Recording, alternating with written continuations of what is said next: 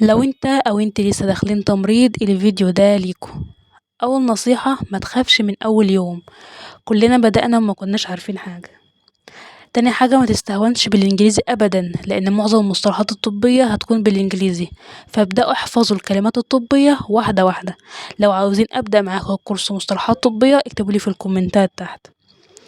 تالت حاجة ما تذاكرش عشان الامتحان، ما تذاكرش عشان الامتحان بس، حاول تفهم لان اللي بتعمله النهارده ممكن ينقذ حياة مريض بعد كده، فلازما وانت بتذاكر كل كلمة تكون فاهمها مش عشان الامتحان بس. بعد كده معانا رابع حاجة اتعلم الأساسيات كويس جدا، زي الأساسيات زي قياس الضغط والنبض والحرارة وإن أنا ازاي أدي أدوية، وطبعا وأهم حاجة معانا هي الإسعافات الأولية وازاي تتعامل مع المريض. لو عاوزين برضو أبدأ معاكم كورس إسعافات أولية اكتبولي في الكومنتات تحت.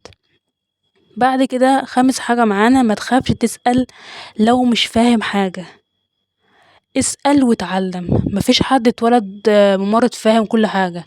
لما تسأل هتفتكر الموقف اللي انت كنت بتسأل فيه وهتفهم وتفتكر المعلومة أسرع.